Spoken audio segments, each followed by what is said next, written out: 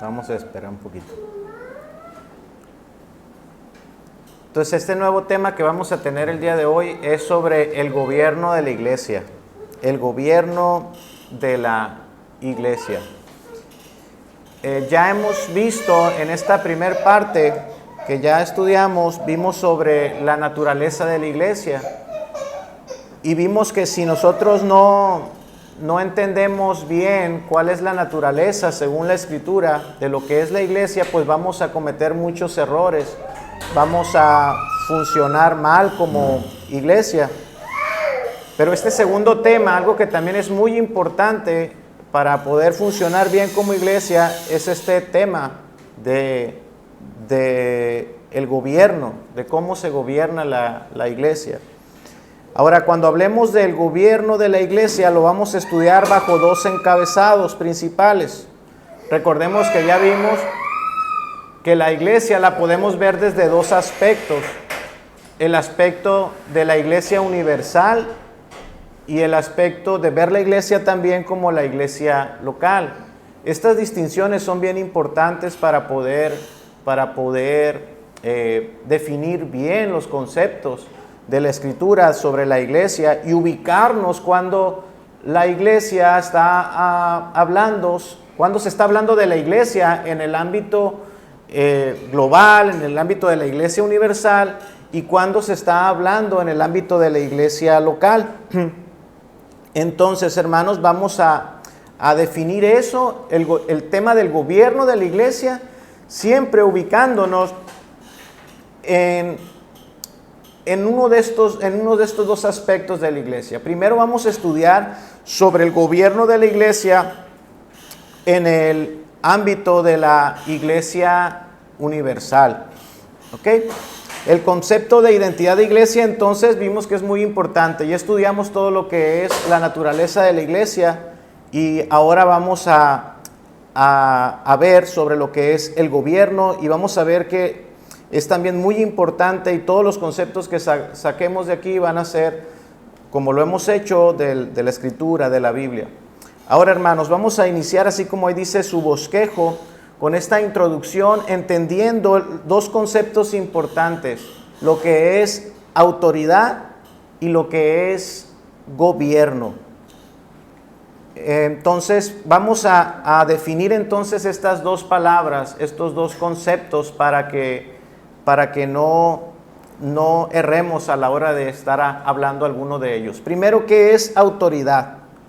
¿Qué es autoridad? ¿Qué se les viene a la mente a ustedes con esta palabra autoridad? ¿Qué será? ¿Qué es autoridad?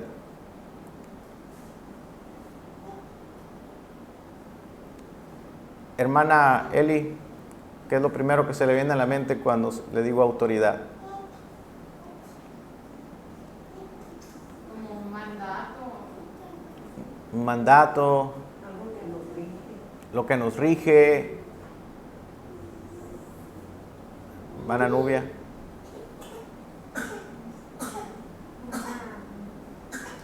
Una regla. Autoridad. Bueno, vamos a definir primero esta palabra. ¿Qué es autoridad? Autoridad es el derecho, para los que apuntan, autoridad es el derecho de ejercer reglas o de influenciar sobre otros. Es el derecho. Esa palabra es importante. Si la puede usted subrayar, autoridad es el derecho de ejercer esa autoridad sobre otros, influencia sobre otros, pero es el derecho que se tiene. Es el derecho de tomar decisiones, de establecer políticas, de dar direcciones que influyan en la vida de otros. Entonces, autoridad es el derecho, mientras que el gobierno, ¿qué es el gobierno? El gobierno, por otro lado, es el establecimiento organizado de la forma como se ejerce esa autoridad. Entonces, autoridad es el derecho y gobierno es la forma organizada en cómo se ejerce ese derecho, esa autoridad. O dicho de otro modo, autoridad es el derecho que tiene una persona para decir lo que otros deben de hacer. Es el derecho que tienen esa persona. Y gobierno es el ejercicio de esa autoridad, es la forma de cómo va a aplicar esa autoridad. ¿Sí se entiende?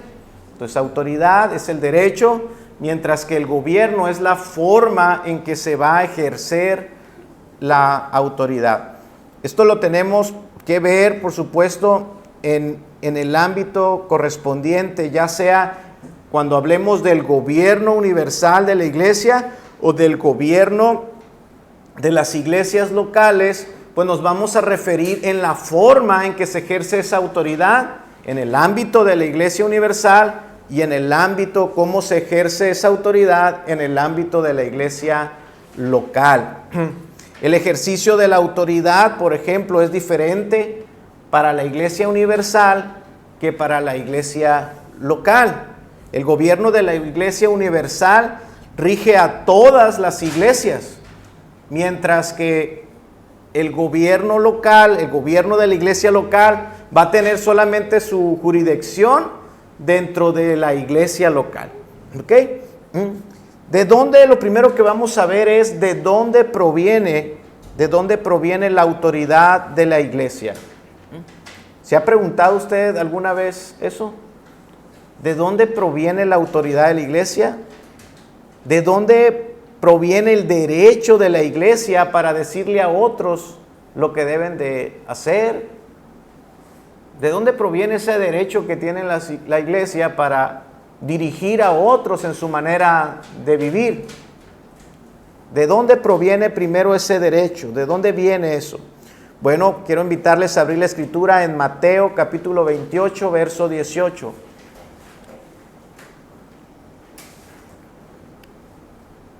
Mateo 28, verso 18. ¿Lo tienen en sus hojas ustedes que están aquí? Dice, y Jesús se acercó, voy a poner aquí el texto aquí para los hermanos que están en casa. Y Jesús se acercó y les habló diciendo, toda potestad me es dada en el cielo y en la tierra. ¿Quién está hablando? Jesús. Toda potestad me es dada en el cielo y en la tierra. Y entonces Él da una orden a sus discípulos. Por tanto, id y hacer discípulos a todas las naciones, bautizándolos en el nombre del Padre y del Hijo y del Espíritu Santo, enseñándoles que guarden todas las cosas que os he mandado, y aquí yo estoy con vosotros todos los días hasta el fin del mundo. ¿De dónde proviene la autoridad de la iglesia? Hermanos, este texto lo dice, de Jesucristo mismo. Jesucristo es quien tiene esa autoridad.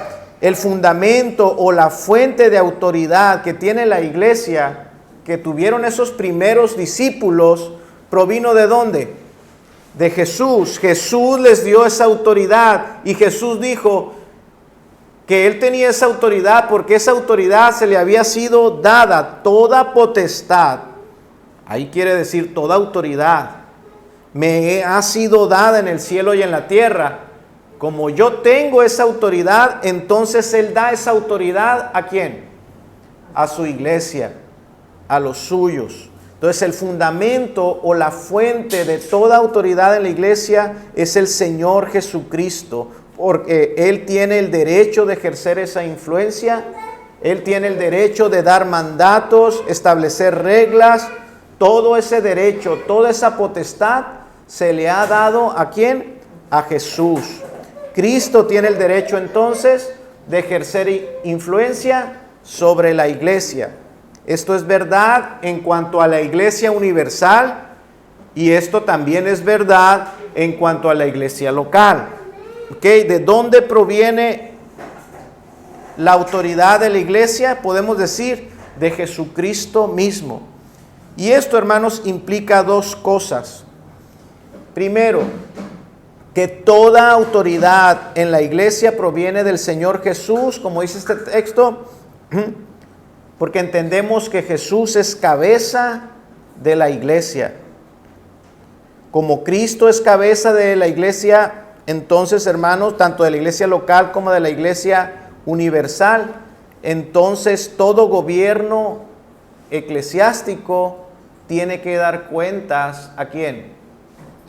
A Cristo. como Él es la cabeza, como toda autoridad proviene de Él, entonces toda autoridad que hay en las iglesias locales y en la iglesia universal tiene el deber de rendirle cuentas a Jesucristo.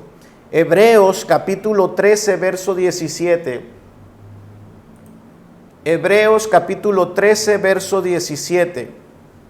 Dice la Escritura: obedeced a vuestros pastores y sujetaos a ellos, porque ellos velan por vuestras almas, como quien ha de dar cuenta, para que lo hagan con alegría y no quejándose, porque esto no es provechoso. No os es provechoso.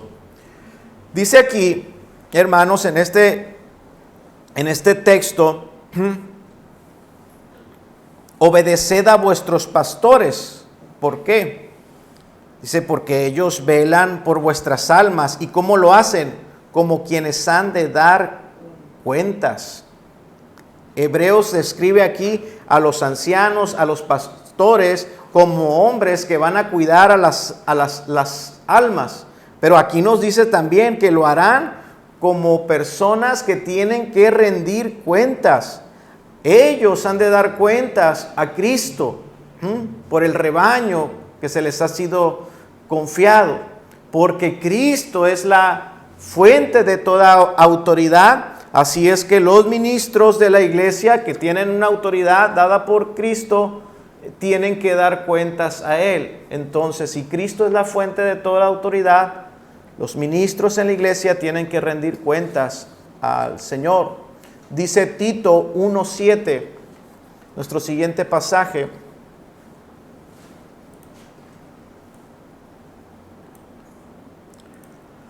Dice, porque es necesario que el obispo sea irreprensible como ¿qué? Como administrador de Dios. Pablo aquí lo expone de la siguiente manera. Pone aquí la figura de un mayordomo, la figura de un administrador que debe dar cuentas a su dueño. Está usando un término de negocios. Administrador es un término de negocios. Cuando hablamos de la iglesia, ¿quién es el jefe? Hermanos, ¿quién es el jefe? Isaías. Sí. Perdón, hermano. Cuando hablamos de la iglesia, ¿quién es el jefe? Sí, Pablo... Nosotros como Cristo. Cristo. Si está poniendo a la iglesia, está hablando a la iglesia en el ámbito de, como si fuera un negocio, ¿quién es el jefe de ese negocio? Cristo. Y, Jesús es el jefe. Él empezó esto. ¿Quién empezó la iglesia? Cristo. Él empezó la iglesia. ¿Y a quién le pertenece la iglesia? A Cristo. Él es el jefe. Él empezó esto. Él es el dueño. ¿Y quiénes son los administradores en esta iglesia que deben dar cuentas a su jefe? Los ministros. Así es que alguien que tiene autoridad en la iglesia tiene esa autoridad no por sí mismo, sino porque viene de Cristo, viene de Jesús. Y si Cristo no le dio esa autoridad a esa persona, entonces esa persona está usurpando ese lugar. En relación a la manera en cómo se usa esta autoridad, entonces los ministros tienen que dar cuentas a Cristo. ¿De dónde proviene la autoridad en la iglesia? Cualquier autoridad en la iglesia viene de Cristo. Ok. Dicho esto, hermanos, entonces hablemos del gobierno en la iglesia universal. Vamos a entrar aquí a nuestro primer punto. El gobierno de la iglesia universal. Vamos a hablar de la forma bíblica del gobierno eclesiástico, es decir, la forma organizada de ejercer esa autoridad. Recuerden, estamos hablando del gobierno en el ámbito de la iglesia universal. La iglesia universal tiene dos oficios: el oficio de cabeza y el oficio de los apóstoles. ¿Cómo se ejerce esta autoridad en la iglesia universal? Bueno, esa autoridad se ejerce a través de una cabeza y se ejerce a través de los apóstoles. El día de hoy vamos a hablar solamente del oficio de la cabeza. Solo una persona es cabeza de la iglesia y esa es Jesucristo. Jesucristo es la cabeza de la iglesia. Esto es muy claro en varios pasajes de la Escritura, como Efesios capítulo 1, verso 22 y Colosenses capítulo 1, verso 18.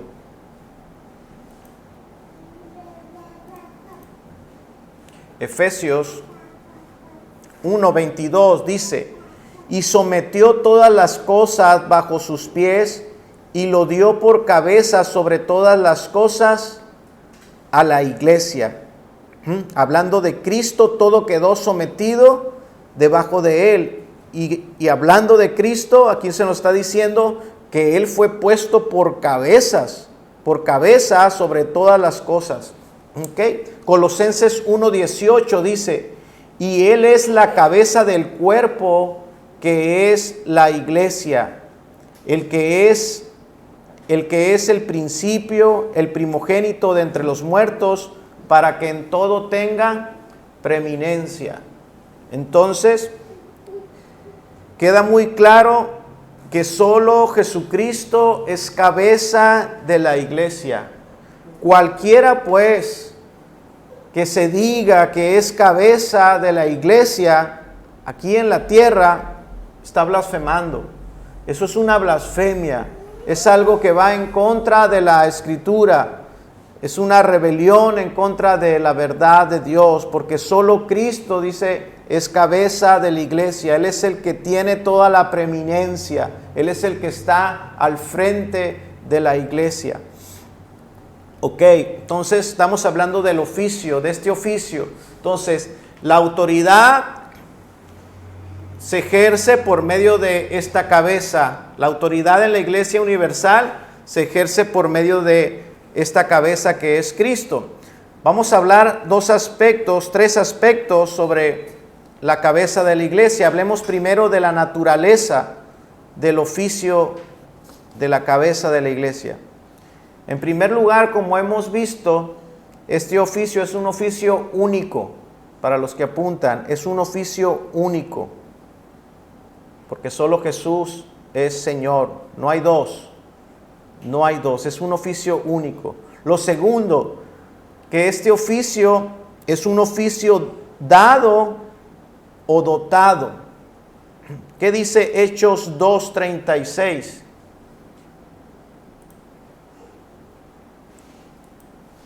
Hechos 2:36 dice: sepa pues ciertísimamente toda la casa de Israel que a este Jesús, a quien vosotros crucificasteis, Dios le ha hecho Señor y Cristo.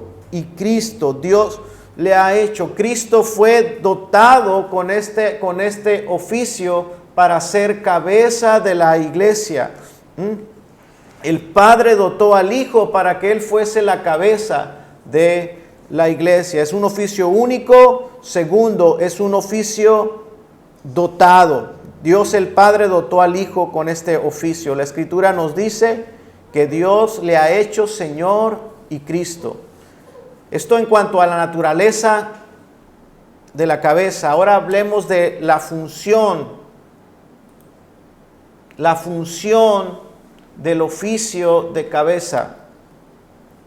¿Cómo funciona este oficio de ser cabeza de la iglesia? Bueno, este oficio hace tres cosas esenciales, necesarias, cruciales. ¿Qué hace Cristo gobernando como cabeza de la iglesia? Tres cosas. Primero, edifica, inicia y autoriza a la iglesia. Para los que apuntan, edifica, inicia y autoriza la iglesia. ¿Recuerdan el pasaje que dice: sobre esta roca edificaré mi iglesia? Cristo inició la iglesia. Es Cristo quien autoriza la iglesia, y es Cristo quien edifica la iglesia. No solamente la inició, sino que Él prometió que Él la iba a edificar. Cristo como cabeza inicia la iglesia, edifica la iglesia y da autoridad a la iglesia. Por eso dice, toda autoridad me es dada, por tanto id. Es la cabeza de la iglesia dando autoridad a la iglesia. Entonces, edifica, inicia y autoriza. Segunda función, Él gobierna y administra la iglesia. Es Cristo quien gobierna y administra la iglesia universal. Recuerden que la iglesia, como ya vimos, es una organización de pacto. Y esto implica que en esa organización Cristo queda como el gobernador principal de esta organización. Es Cristo. Implica que la iglesia en este pacto queda sujeta a la cabeza. ¿Recuerdan el pasaje? Así como las esposas están sujetas a sus maridos, así la iglesia también está sujeta a Cristo. Entonces, Cristo gobierna a la iglesia y administra a la iglesia. Él queda como el gobernador sobre la iglesia y la iglesia queda como sujeta a Él. Tercer función, Cristo le da vida a la iglesia universal. Efesios capítulo 4, verso 11. Efesios capítulo 4, verso 11 al 16.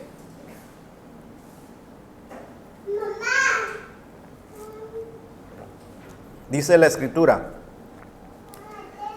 Él mismo constituyó a unos apóstoles, a otros profetas, a otros evangelistas, a otros pastores y maestros, a fin de perfeccionar a los santos para la obra del ministerio, para la edificación del cuerpo de Cristo, hasta que todos lleguemos a la unidad de la fe y del conocimiento del Hijo de Dios, a un varón perfecto, a la medida de la estatura de la plenitud de Cristo, para que ya no seamos niños fluctuantes, llevados por doquiera de todo viento de doctrina, por estratagema de hombres, para engañar emplean con astucia las artimañas del error, sino que siguiendo la verdad en amor, crezcamos en todo en aquel que es la cabeza, esto es Cristo, de quien todo el cuerpo, bien concentrado y unido entre sí por todas las coyunturas que se ayudan mutuamente, según la actividad propia de cada miembro, recibe su crecimiento para ir edificándose en amor. Hermanos, este pasaje nos muestra que la iglesia no solamente es una organización inanimada. La iglesia no es eso. La iglesia es un organismo vivo que tiene vida, y esa vida la tiene por Cristo. Es Cristo quien vivifica a la iglesia. No es una organización inerte, es un organismo vivo, funcional, que tiene vida. Eso es la iglesia, y es Cristo quien infunde esa vida a la iglesia universal, y lo hace por medio de su Espíritu Santo. Es precisamente por eso, hermanos, que solamente Cristo es cabeza de la iglesia. Escuche bien, solamente, aquí vimos tres aspectos, pero este tercero, hermanos, hace que esto sea imposible para cualquier hombre nombrarse cabeza de la iglesia. Es imposible para un hombre cumplir con esta función de darle vida a la iglesia. ¿Cómo le puede un hombre dar vida a la iglesia? Si la cabeza es quien da vida al resto del cuerpo, entonces, ¿cómo sería posible que un mero hombre pueda darle vida si la iglesia solamente fuera una organización? Si la iglesia solamente fuera una organización inerte, entonces sería posible que un hombre la encabezara, ¿verdad? Sí existen organizaciones a nivel mundial donde su cabeza es un hombre, porque es una organización meramente. Pero es imposible que un hombre pueda darle vida a algo, a la iglesia. Quizás algunos vean a la iglesia así y entonces puedan aceptar que un hombre se diga cabeza de la iglesia, como lo hace el Papa. Sí, pero la iglesia no es meramente una organización. La iglesia es un organismo vivo. Y un hombre no puede impartirle vida a la iglesia. Es imposible que pueda hacerlo. Cualquier iglesia que tenga como su cabeza a un hombre está muerta.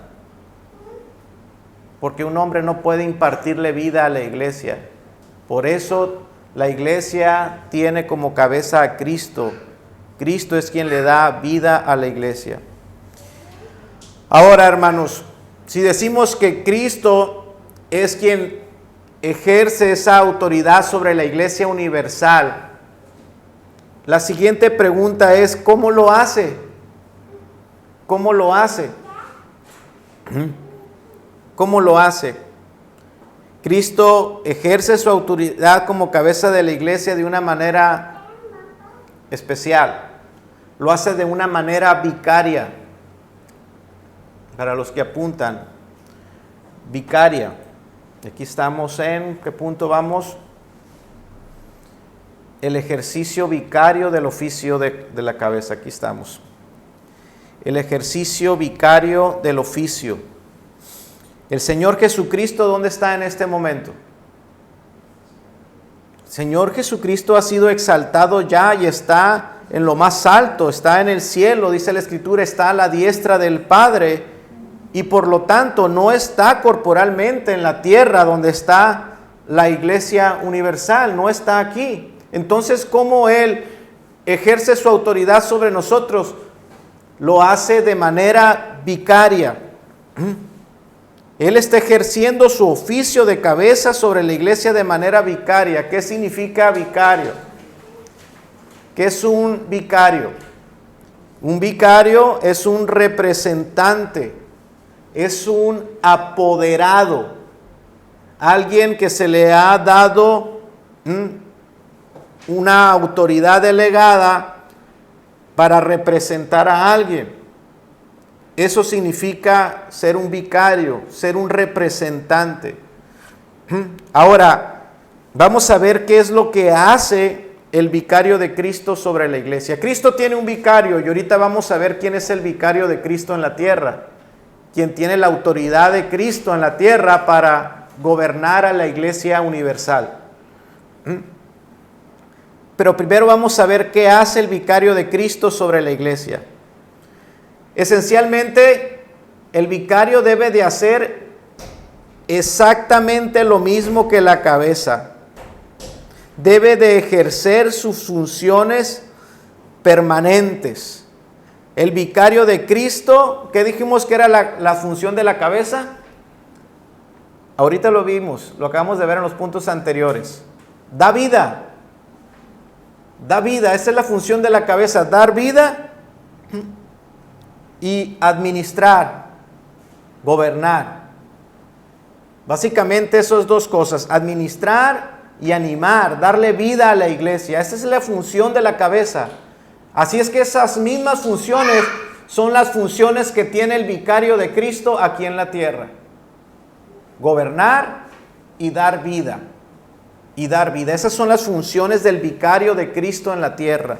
Animar, darle vida y gobernar a la iglesia universal. ¿Quién es entonces el vicario de Cristo en la tierra? Hermano Isaías, ¿quién será? Espíritu Santo. El Espíritu Santo. Muy bien, muy bien. El vicario de Cristo en la tierra es el Espíritu Santo de Dios, el cual vino a la iglesia cuando Cristo lo envió. ¿Recuerdan?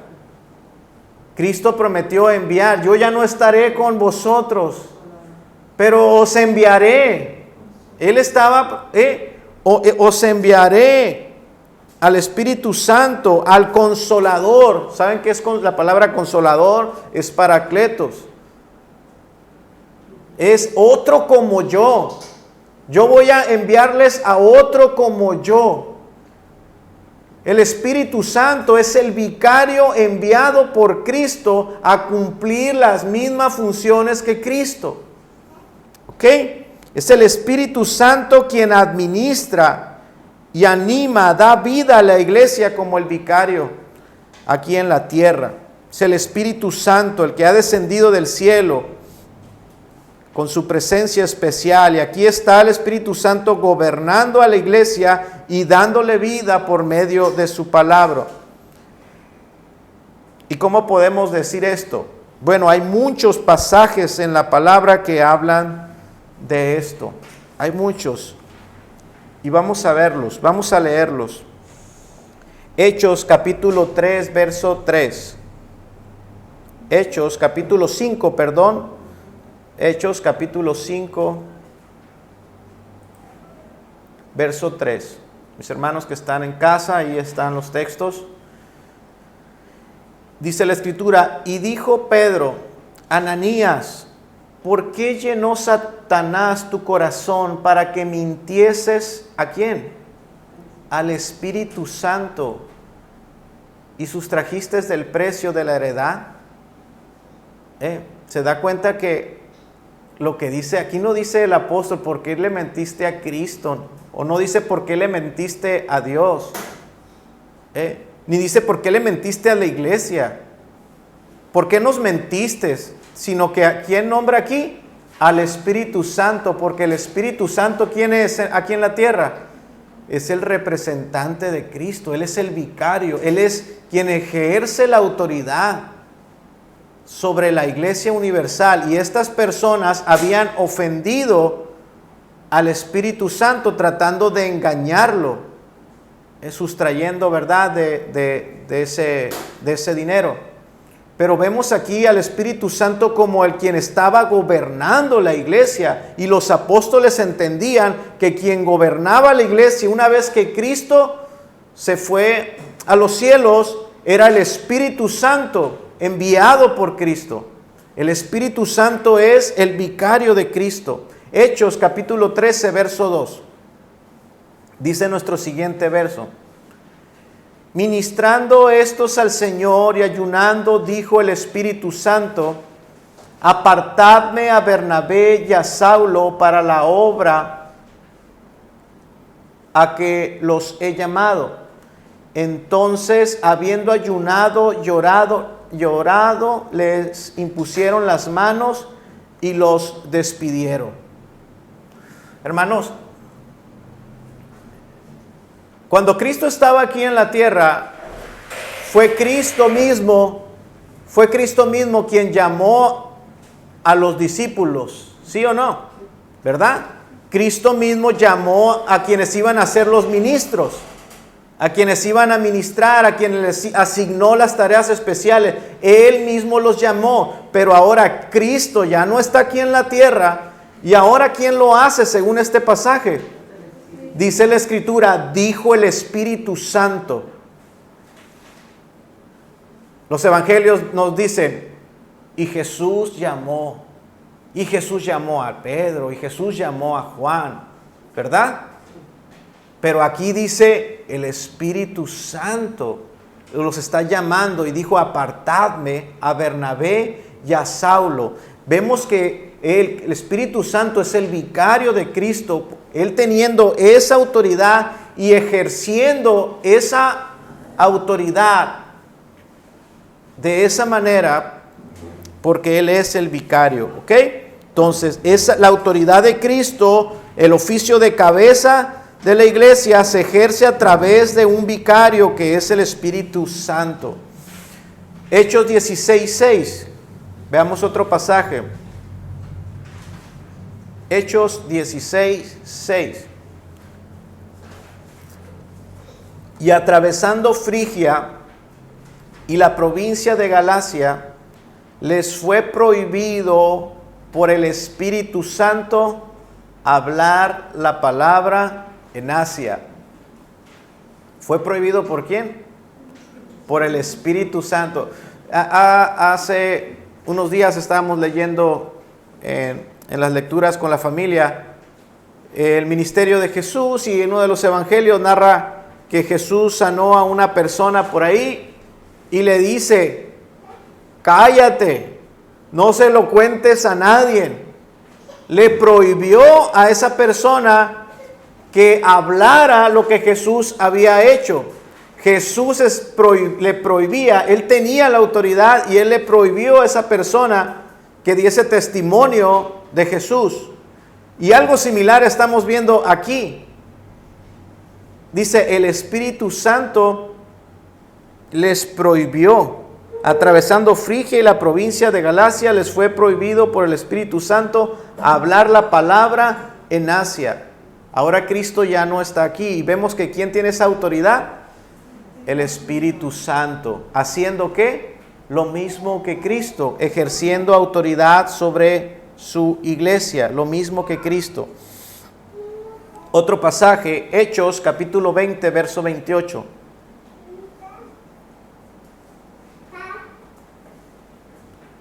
Dice el texto: por tanto, mirad por vosotros y por todo el rebaño que el Espíritu Santo os ha puesto por obispo. ¿Quién entonces establecía los ministerios? ¿Quién tenía esa autoridad aquí en la tierra? ¿Quién lo hace? El Espíritu Santo. ¿Establece a quién? A los obispos. ¿Quién llamó a los apóstoles? ¿Quién les dio esa autoridad de ser apóstoles? Cristo. ¿Quién establece ahora que Cristo no está a los pastores, a los obispos?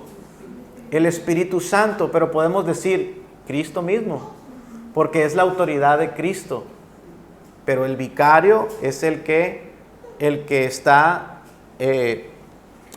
está gobernando a la iglesia. Es el Espíritu Santo. El Espíritu gobierna la iglesia y muestra esa autoridad de Cristo aquí en la tierra, porque Cristo está exaltado. ¿Ok? Veamos un pasaje más, 1 Corintios 12, 11.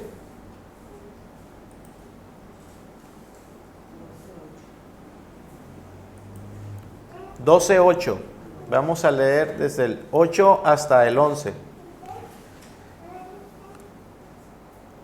Vamos a leer el contexto. Dice: porque a este es dada por el Espíritu palabra de sabiduría, a otro palabra de ciencia, según el mismo Espíritu, a otro fe por el mismo Espíritu, y a otro dones de sanidades por el mismo Espíritu. A otro el hacer milagros, a otro profecía, a otro discernimiento de espíritus, a otro diversos géneros de lenguas y a otro interpretación de lenguas. Pero todas estas cosas las hace uno y el mismo Espíritu, repartiendo a cada uno en particular como Él quiere. Como Él quiere. Entonces, ¿qué vemos aquí? ¿Quién es el que dota a la iglesia? ¿Quién es el que tiene el poder, la autoridad para dotar a la iglesia estos dones? El Espíritu Santo. Es el Espíritu Santo. Entonces, esta función no la puede cumplir un hombre, hermanos. ¿Qué hombre puede cumplir esta función? Nadie. Nadie. Sino solamente Dios mismo. Cristo lo hace a través del Espíritu Santo. ¿Recuerdan las Apocalipsis capítulo 2 y 3? Nos habla del mensaje a las iglesias. ¿Sí recuerdan? Mientras Cristo estuvo aquí en la tierra, ¿quién le habló a sus discípulos? Cristo mismo. Cristo mismo le hablaba a las iglesias. Pero ahora que Cristo ha ascendido, ¿quién es ¿Quién es quien le da el mensaje a las iglesias? El Espíritu Santo. Es el Espíritu Santo. ¿Qué dice cada vez que leemos esas cartas a las iglesias? Dice ahí, leemos en Apocalipsis, el que tiene oídos para oír, oiga lo que el Espíritu dice a las iglesias. ¿Quién habla a la iglesia con autoridad? El Espíritu Santo, ningún hombre. Es el Espíritu Santo y lo hace a través de su palabra. Él gobierna y dice y habla a la iglesia a través de su palabra. El Espíritu está aquí en la tierra, gobernando entonces a las iglesias. Y lo hace a través de su palabra. ¿Cómo es que el Espíritu Santo lo hace? A través de su palabra. No sé cómo ande de tiempo. Bueno, ya se cumplió el tiempo. La siguiente clase vamos a ver la continuidad sobre este tema y vamos a ver que el Espíritu lo hace a través de su palabra y lo hizo a través del siguiente oficio, a través de los apóstoles. Y vamos a ver cómo es que el gobierno, cómo es ese gobierno sobre la Iglesia Universal. Hemos visto entonces, se manifiesta a través del oficio de Cristo como cabeza, del Espíritu Santo como vicario. Ahí se está ejerciendo la autoridad sobre la Iglesia Universal. Y la siguiente clase vamos a ver sobre el oficio del apóstol, cómo el gobierno cómo la iglesia queda sujeta al gobierno de Cristo a través del Espíritu Santo, pero también a través de el oficio de los apóstoles. ¿Ok? Si ya no nos da tiempo para continuar. Hasta aquí, hermanos, vamos a orar, vamos a dar gracias a Dios. Bendito Padre, te damos gracias. Gracias porque hoy nos permitiste tener este conocimiento.